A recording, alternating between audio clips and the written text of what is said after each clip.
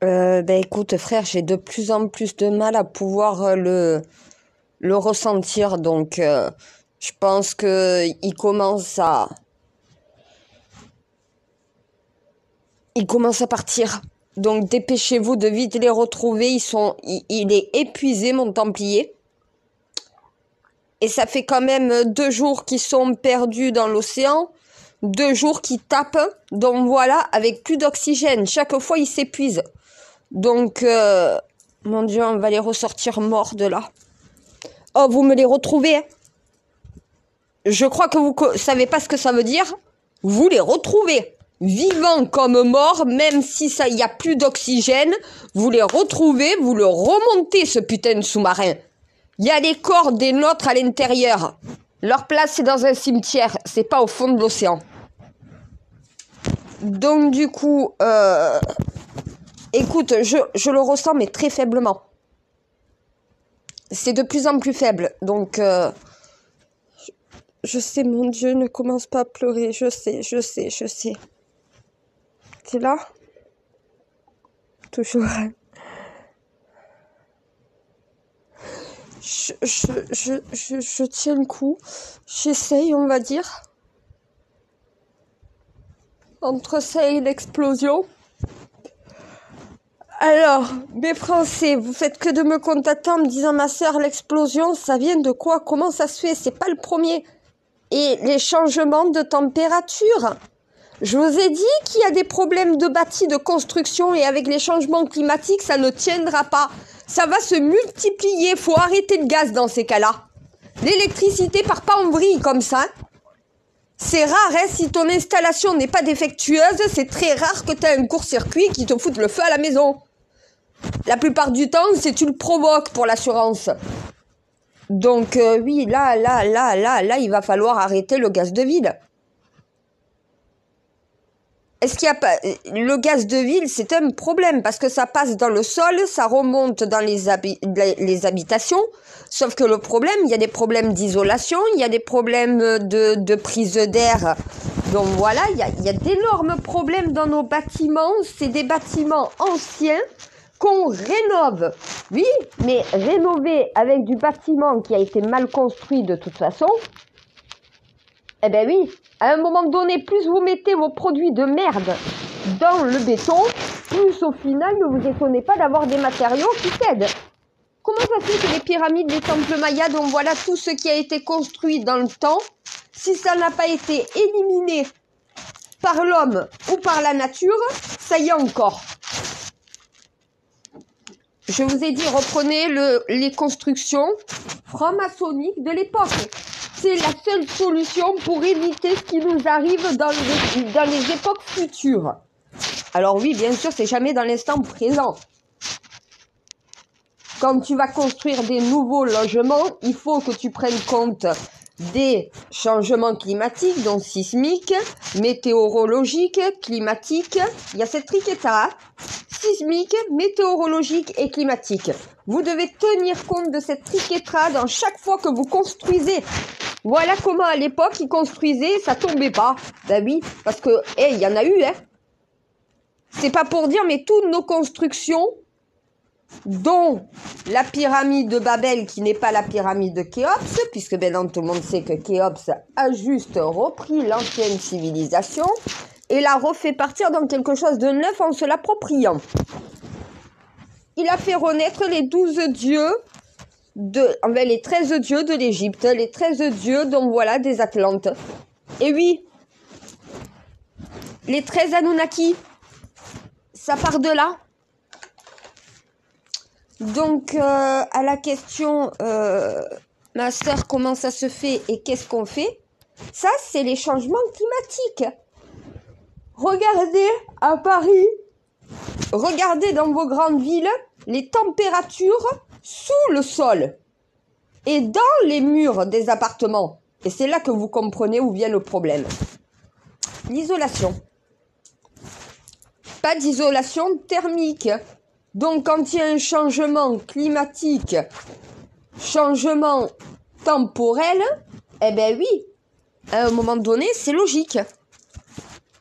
Le gaz explose aussi quand il y a une étincelle qui peut être créée par une accumulation de chaleur.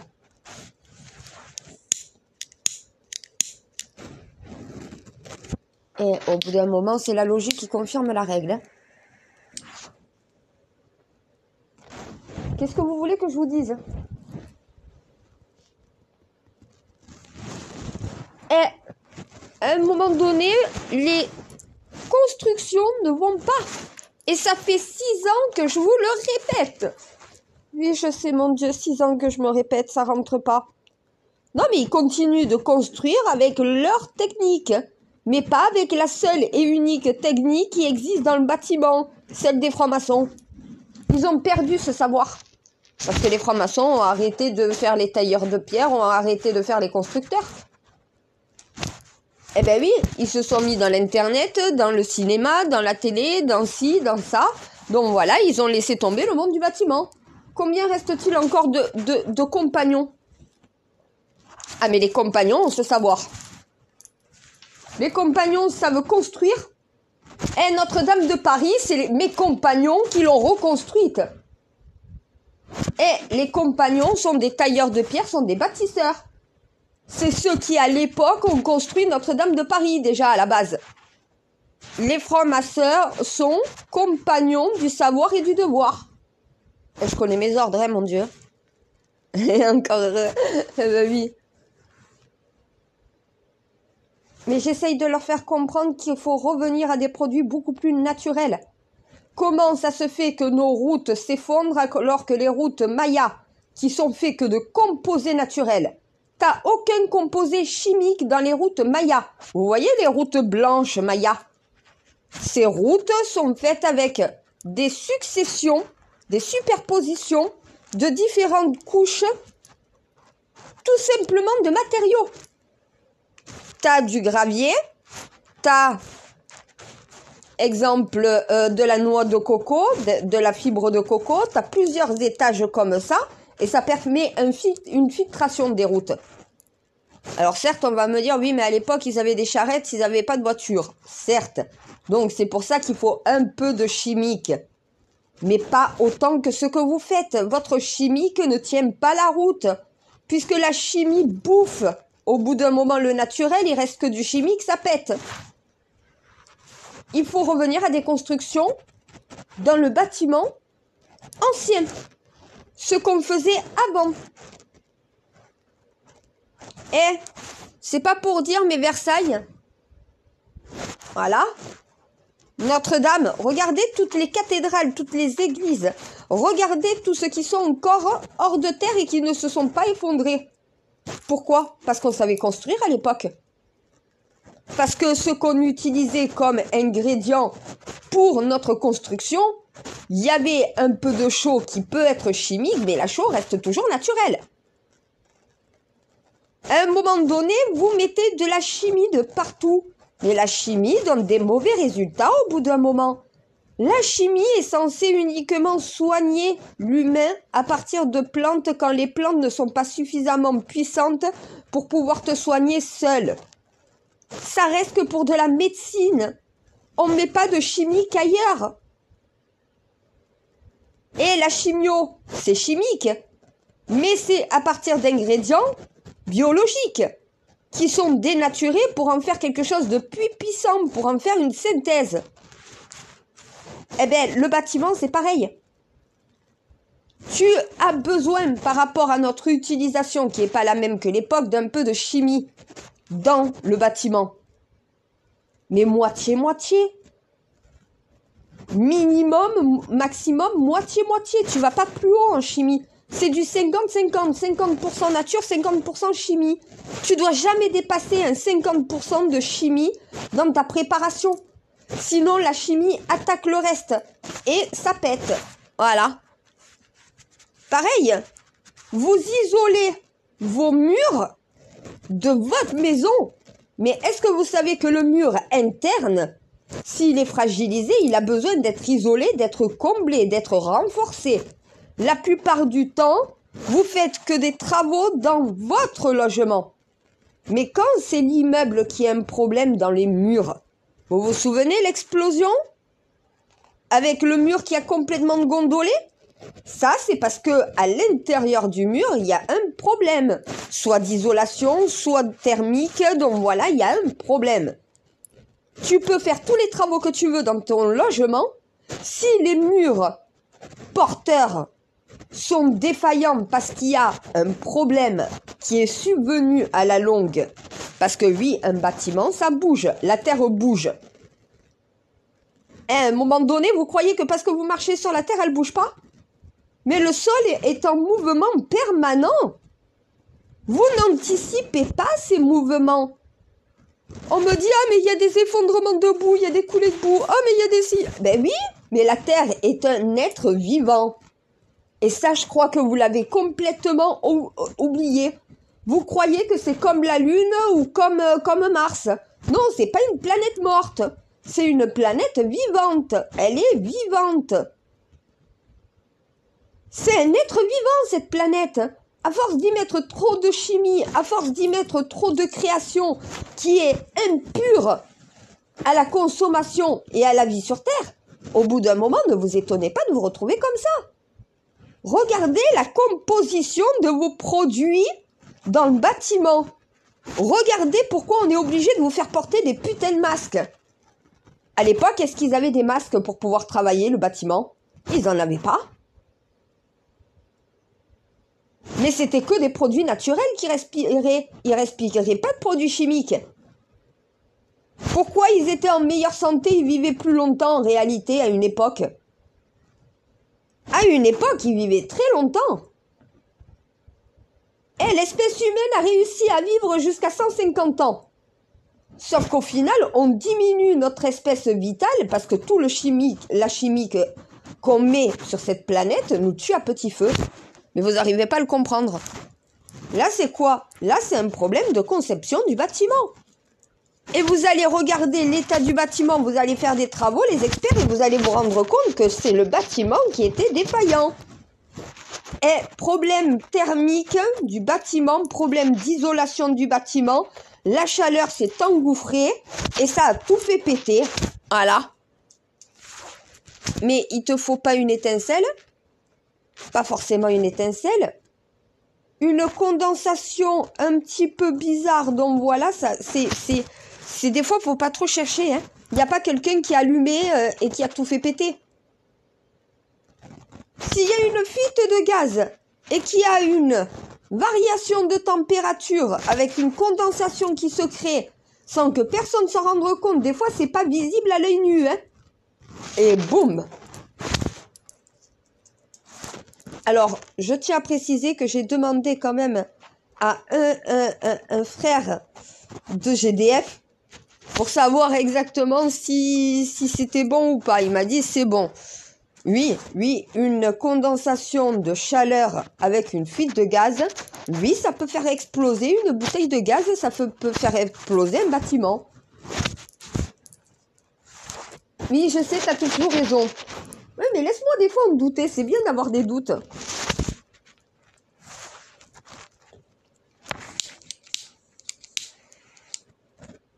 Parce que j'ai toujours cru qu'il fallait une étincelle. Qu'il fallait limite voilà, tu vois, une flamme d'un briquet, quoi. Qu'il fallait une étincelle pour que ça pète. Oui, ben je sais, toi et lui, vous me dites que non, pas forcément. Il peut y avoir d'autres causes qui peuvent porter à explosion un bâtiment ou une bouteille de gaz. Donc voilà, il y a une fuite de gaz. Et t'as un climat qui se met en place qui, il m'a dit, c'est déjà vu. Mais parce que la température qui remonte dans les murs avec une fuite de gaz, s'il y a des fuites, donc voilà, s'il y a des passages. Mon frère du temple qui s'est retrouvé avec des fourmis, il a été obligé de refaire tous les joints de sa maison parce que chaque fois, elles arrivaient à passer. Vieille maison, il y a des trous. Si des fourmis arrivent à passer, tu bouches, elles trouvent un autre accès, c'est que ta maison a bougé et que justement... Eh ben, ton joint, qui n'est pas un joint naturel, et je lui ai donné la préparation du joint naturel. Eh, merci le savoir franc-maçonnique. Je lui ai dit, là, t'en as pour 150 ans. Il m'a dit, t'es pas sérieuse. Si, si. Là, t'en as pour 150 ans, tranquille.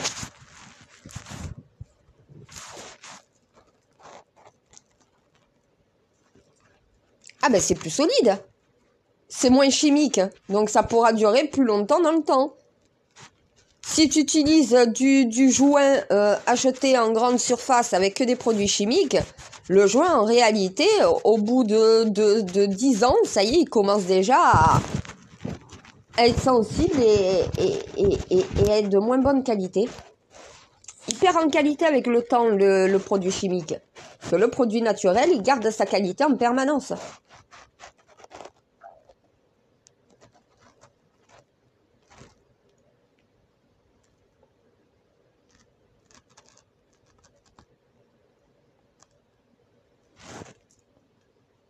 Oh mon Dieu! Ça va pas dans le sous-marin. Oui, moi aussi, je l'ai ressenti. C'est quoi ça?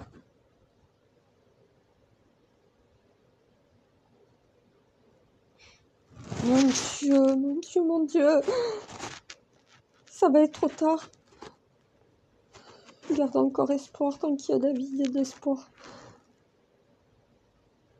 Ouais, c'est vrai, j'oublie pas qu'ils ont 1 heure d'oxygène en plus. Heureusement que mon Templier, il est là, il a réussi à gagner au moins 1 heure, mais il gagnera pas plus.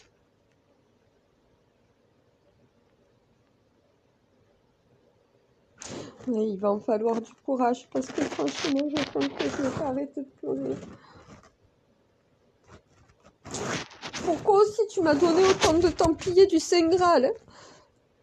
Ben oui, c'est ma famille, un Templier, un de mes Templiers qui décède, mais pour moi, c'est... Tu t'imagines, je pleure pour mes Templiers, je suis incapable de pleurer pour ma grand-mère et mon grand-père. J'ai l'impression que ce qui me touche moi, ça me rend insensible.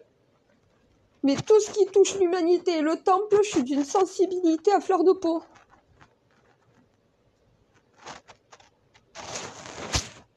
Je sais. Je suis la sainte des morts. Je suis l'ange de la mort. Et de la vie, putain, je suis l'ange de l'apocalypse.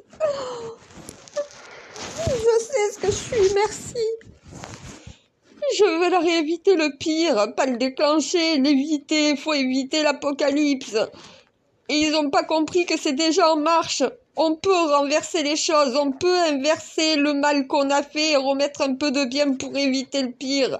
Mais on perd du temps à parler dans le vent et ne pas agir. Et c'est justement le manque d'action depuis 30 ans qui cause tous ces dégâts. On parle, on n'agit pas. On règle pas les problèmes en profondeur, on les règle qu'en surface. Là, faut pas chercher le sous-marin en surface, hein. Faut le chercher bien en profondeur, hein. Il est plus profond que ceux qui pensent, je leur ai dit.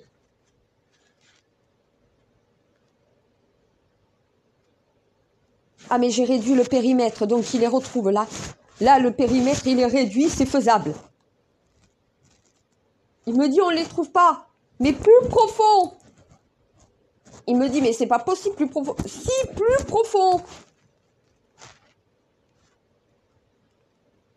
Je lui ai dit, il est bloqué sur des rochers.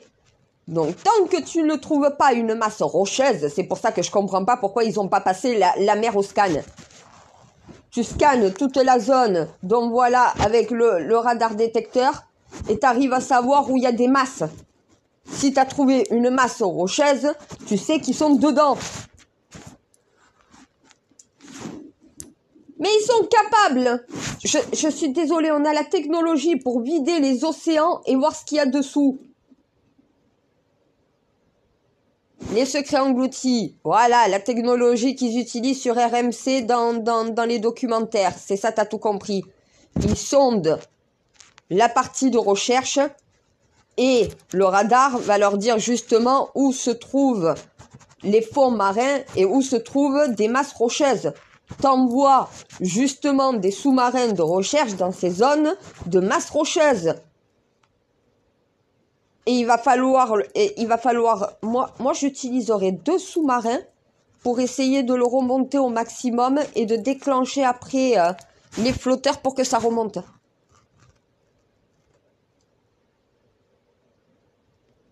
Ah mais il peut pas repartir là, là il va falloir le remonter. Hein. Mais déjà je comprends pas. T'es capable d'envoyer des hommes sur la Lune dans une station spatiale.